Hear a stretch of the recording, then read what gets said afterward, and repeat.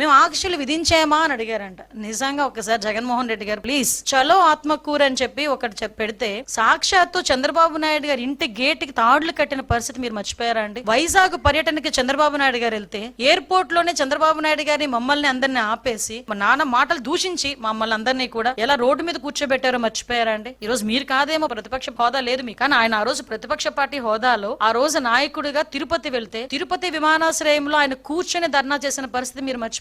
లోకేష్ బాబు గారు పాదయాత్ర చేస్తే ఆయన పట్టుకున్న మైక్ ని తీసుకెళ్లిపోయారు, ఆయన నుంచున్న స్టూల్ ని తీసుకెళ్లిపోయారు, ఆయన గురించి ఏదైనా స్టేజ్ కడితే స్టేజ్ ని ఇప్పేశారు. అంటే ఇవన్నీ మీరు ఎలా మర్చిపోయారు? అది కాక మా పార్టీ ఆఫీసుల మీద దాడులు, మీరు ఇచ్చిన ఆంక్షలు ఇవి. ఒకవేళ కార్యక్రమం లేకుండా జగన్మోహన్ రెడ్డి గారు గనక ఊర్లోకి వస్తున్నారు అనుకోండి, ఆటోమేటిక్ గా మా ఇళ్ల దగ్గరికి పోలీసులు వస్తారు. నేను చాలా సందర్భాల్లో ఇప్పుడు అయ్యన్ పాత్ర గారిని అరెస్ట్ చేసినప్పుడు నేను ఆ ఇంటికి వెళ్తా ఉంటే దారిలో నన్ను ఆపాలని ఎంత ప్రయత్నం చేస్తే ఆఖరికి 2 వీలర్ మీద కూడా నేను వెళ్ళిన పరిస్థితి. అదే విధంగా ఈ మైన్స్ కి సంబంధించిన వాటి మీద మేము ధర్నా పెడితే ముందే హౌస్ అరెస్టులు చేసిన పరిస్థితి. 5 సంవత్సరాలు ప్రతిపక్షంలో ఉన్న ఏ నాయకుడు నేను రోడ్డు మీదకి రానిచ్చారా? రోడ్డు మీదకి రాకుండా ఉంటేనే 41A నోటీసులు మా అందరికీ కూడా. ఇప్పుడు నా మీద 23 కేసులు ఉన్నాయి. 23 కేసులు ఒకసారి తీసి చూడండి, ఏ కేసులు ఒకసారి మీకే తెలుస్తుంది. అంటే నేనేమంటానంటే ఈయన ఆంక్షలు విధించానా అని అంత అమాయకంగా మాట్లాడుతూ ఉంటే నిజంగా చాలా బాధ అనిపిస్తుందండి. ఈయనకి నిజంగా మతిమరుపు ఏమైనా వచ్చేసింది ఆయనకి? Z+ సెక్యూరిటీ ఉన్న వ్యక్తికి బుల్లెట్ ప్రూఫ్ పంపిస్తే నా దగ్గర బుల్లెట్ ప్రూఫ్ లేదంటాడు. అంటే అబద్ధాలు, నోరిప్పితే అబద్ధాలు.